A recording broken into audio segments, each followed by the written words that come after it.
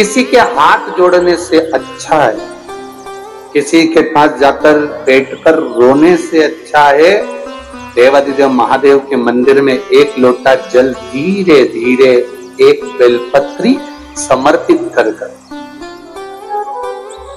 बेलपत्री की जो डंडी है बस शिवलिंग पर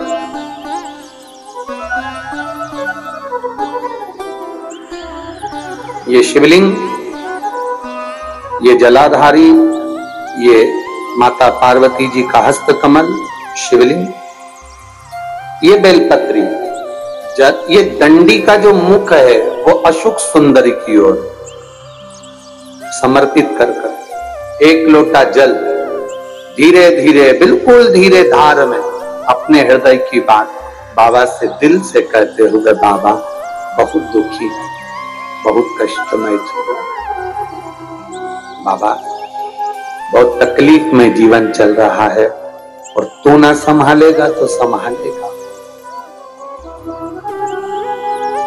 त्वमेव माता च पिता त्वमेव बंधु च सखा, सब कुछ तो तुमको मान लिया।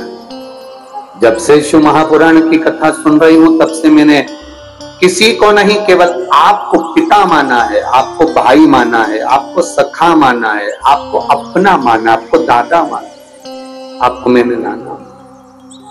आप ही तो हैं जो संभाल सकते हैं। शिव बाबा से एक लोटा जल अगर समर्पित कर रहे हैं धीरे धीरे, कभी तुम्हारे चित्त में ऐसा आए कि मुझे बहुत टेंशन चल रहा है और मेरा जीवन ठीक नहीं चल रहा, हम कहेंगे, आज के जमाने में लोग हताश हो जाते हैं तो सोचते हैं कि सुसाइड कर लूं, मर जाऊं। हम उनसे इतना सा कहना चाहेंगे कि मरने का प्लान फिर बाद में कर। हम तुमको मना नहीं करेंगे कि तुम मरने का प्लान मत करो, तुम्हारा मन हो तुम बाद में प्लान बनाना। एक बार विचार कर लेना कि अभी नहीं मरूंगा, अभी मैंने कथा सुनी है और सुना है एक लोटे जल का महत्व क्या है। कर्जा हो गया ना चुक जाए, दुख आ गया ना कट जाए।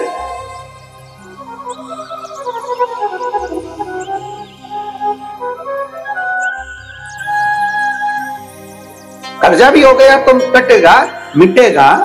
मरना उसका कोई एक प्लान नहीं है कि कर्जा तुम मर जाओगे तो कर्जा तुम्हारा चुक जाएगा। ना ना ना ना, कर्जा हो गया ना चुकाएगा बाबा। तुम्हारा विश्वास दृढ़ रखो, अपने भजन के बल को बढ़ाओ, शिव मंदिर में जाने का समय का आनंद पाओ, शंकर जी पे एक लोटा जल चढ़ाओ तो दिल से चढ़ाओ। राम नाम, कृष्ण नाम, शिव नाम जो जप रहे हो उसको दिल से जपो, भगवान की भक्ति दिल से करो। आया हुआ समय, आया हुआ दुख कटेगा, थोड़ा समय लगेगा, धीरे धीरे धीरे धीरे वो कट जाएगा। वो बर्तन होता है ना बहुत काला हो जाता है तो उसको माताएं रगड़ती है, वो साफ नहीं होता तो फिर क्या करते हैं उस बर्तन को।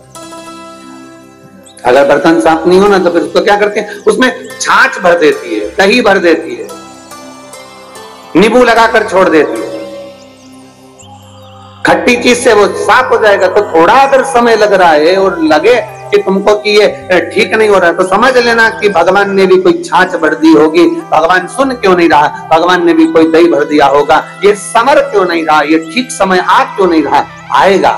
थोड़ा बाबा पर भरोसा रखो, विश्वास रखो, सारी समस्या का हल एक लोटा आप बाबा को समर्पित करो।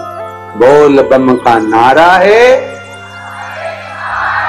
बाबा एक, उसके सहारे जियो ना। हम क्यों संसार वालों के सहारे। एक तमिलनाडु में नंदनार नाम का एक मजदूर रहता था जिसको बधुआ मजदूर कहते हैं। बधुआ मजदूर मतलब किसी के यहाँ, किसी सेठ के यहाँ, किसी धनपति के यहाँ किसी को बेच दिया जाता है, ये आज से तुम्हारा नौकर है।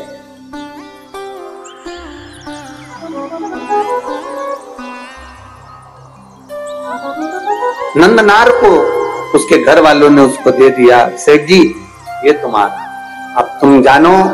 पैसे ले लिए, नंदनार उनके यहाँ काम करने लगा। नंदनार खेती का काम करता, मजदूरी करता, और दिन भर उससे काम करवाते हो, फिर पैसा में खरीदा है तो फिर तो काम करवाएंगे। इसीलिए तो हम आप लोगों से कहते हैं लड़का लड़की की शादी करो तो पैसे से मत करो कि साहब हमने 10 लाख रुपए लूंगा, एक गाड़ी, फ्रिज, कूलर, वॉशिंग मशीन सब देना पड़ेगा, तब मैं लड़के की शादी तुम्हारे यहाँ करूंगा। मतलब तुम लड़के को बेच दिए हो। अब लड़के को तुमने अगर ससुराल वाले को बेच दिया है तो ससुराल वाले, अब तुम ये मत कहना कि तुम्हारा छोरा है, तुम्हारा बेटा है। तुमने एक गाड़ी, एक फ्रिज, एक वॉशिंग मशीन, एक इतना सोना, चेन, अंगूठी, मोबाइल, पर्स, इसके चक्कर में तुमने अपने लड़के को लड़की वालों को दे दिया। अब तुम ये छोड़ दो कि लड़का तुम्हारा है। अब वो तुमको पापा जी भले चले पर तुम्हारा सम्मान नहीं करेगा, सम्मान को अपने ससुर का करेगा। क्योंकि 10 लाख की गाड़ी, एक फ्रिज, एक वॉशिंग मशीन, एक दो जोड़ कपड़े में तुमने बेच दिया। अब बेच दिया तो वो आदर उनका करेगा। आपको बोलेगा पापा, उनको बोलेगा पापा जी। आपको बोलेगा मम्मी, उनको बोलेगा मम्मी जी। बोलना पड़ेगा क्योंकि जगदम्बा वहीं खड़ी है। नहीं बोलेगा तो ये चंद्र घंटा बजा दे। बोलना पड़ेगा, खरीदा है। घर में बहू लेकर आना, कार वाली कभी मत लाना, संस्कार वाली लेकर आ जाना। कार वाली बहू मत लाना बाबा, संस्कार वाली लेकर आना।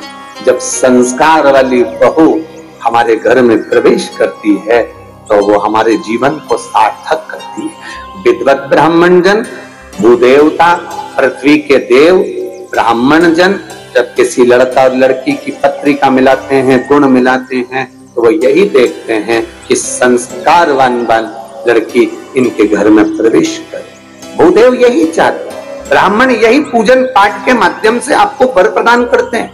ब्राह्मण देवता आपको ये वर देने का प्रयास करते हैं कि आपके घर में सुख समृद्धि, सुख शांति, वैभव, प्रतिष्ठा सब बनी रही। ये भूदेव का एक आनंद है, ये ब्राह्मण देव का एक आनंद है।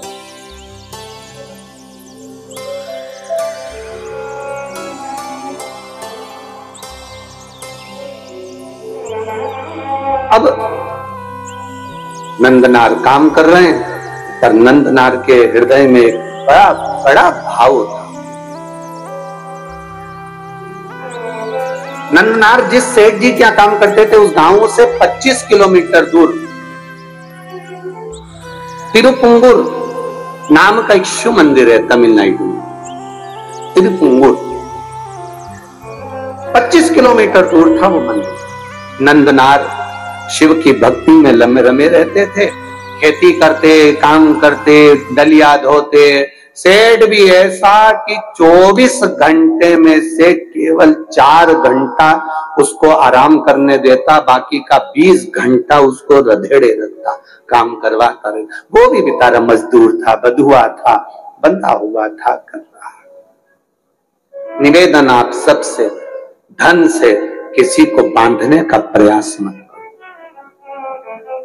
धन और भय से कभी मत बांधना। आज तक इस शिव महापुराण की कथा में आपको कभी भय नहीं बताया कि तुम अगर शंकर जी को जल नहीं चढ़ाओगे तो तुम्हारे साथ ऐसा हो जाएगा, तुम अगर शंकर जी का व्रत छोड़ दोगे तुम्हारे साथ ऐसा हो जाएगा, तुम अगर शंकर जी के साथ ऐसा करोगे तो तुम्हारे साथ ऐसा हो जाएगा। क्योंकि शिव महापुराण में कोई भय लिखा ही नहीं है। ये तो दुनिया के लोगों ने शंकर भगवान को भय बना दिया। शिव जी क्रोध के देवता हैं, रुद्र देवता हैं, गलत करोगे गुस्सा करेंगे, गलत करोगे ऐसा हो जाएगा।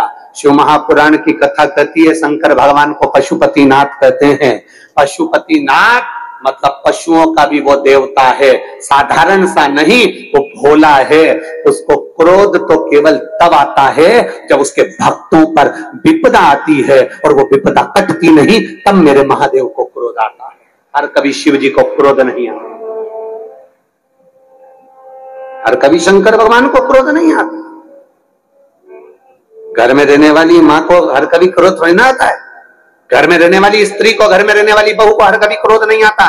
जब देवरानी जेठानी में क्रोध कब आएगा? देवरानी जेठानी की झगड़ा होगा तो गुस्सा नहीं आएगी, पति की बात होगी तो झगड़ा नहीं, क्रोध नहीं आएगा। देवरानी जेठानी में लड़ाई होती है केवल औलाद के चक्कर में, बच्चों के चक्कर में। जब अपने पुत्र की बारी आती है और बच्चे के साथ अगर कोई बात हो, अगर जेठानी ने डांट दिया, देवरानी ने कुछ कह दिया, किसी ने कुछ कह दिया, मोहल्ले के लोगों ने कुछ कह दिया, बच्चों के चक्कर में, जब घर की बहू, घर की दादी, घर का बुजुर्ग, घर का बड़ा अपने बच्चों के चक्कर में क्रोध कर सकता है, तो मेरा महादेव भी अपने भक्तों के चक्कर में क्रोध कर सकता है। जब उसके बच्चों को चोट पहुंचे, उसके हृदय को चोट पहुंचे।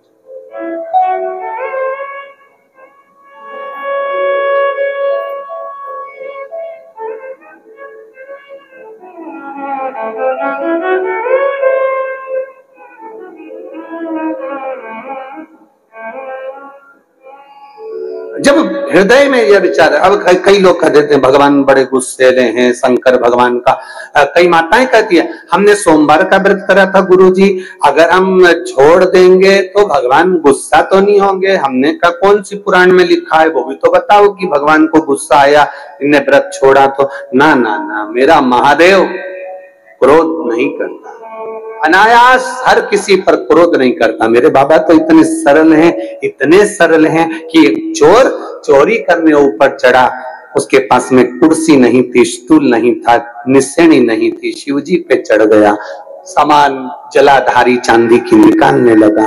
महादेव खुश हो गए, मांग ले तुझे क्या चाहिए। वो चक्कर खा के नीचे गिर गया, मैं तो चोटा चोर। आज तक आप प्रसन्न नहीं हुए भोलेनाथ, और आज कैसे प्रसन्न हो गए? शिव जी कहते हैं लोग जल चढ़ाते, धतूरा चढ़ाते, बेलपत्री चढ़ाते, तो पूरा ही चढ़ गया, पूरा चढ़ गया। मैं प्रसन्न ना हूं तो क्या? कितनी कृपा है उसकी, दया, उसकी करुणा कितनी विचित्र हो जाता है। कभी कभी ऐसा भाव प्रकट हो जाता है, कभी कभी। वो करुणा ना करेगा तो कौन करेगा? वो करुणा ना करे, वो कृपा ना करे तो कौन कृपा करे?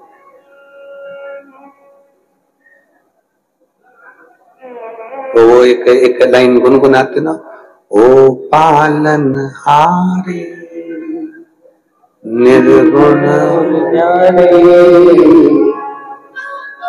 तेरे बिना हमारा कोई नहीं। ओ पालन हारे निर्गुण ज्ञानी, तुमरे बिना मेरा कोई नहीं।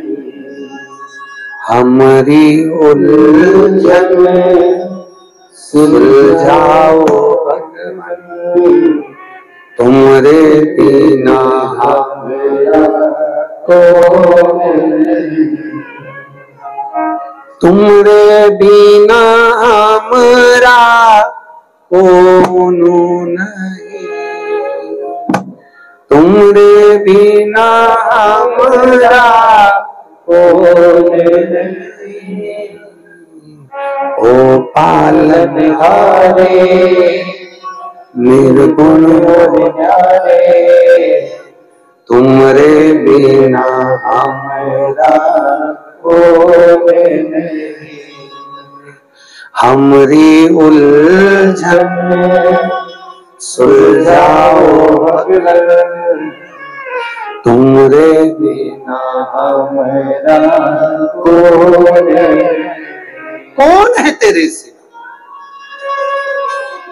लाखों के दुखड़े जो तू हर गया डमरू वाले, तो मेरे दुखड़ों को देखकर क्यों डर गया डमरू। एक पत्र आया है, देखिए बड़ा भाव से किसी ने लिखा, बड़ा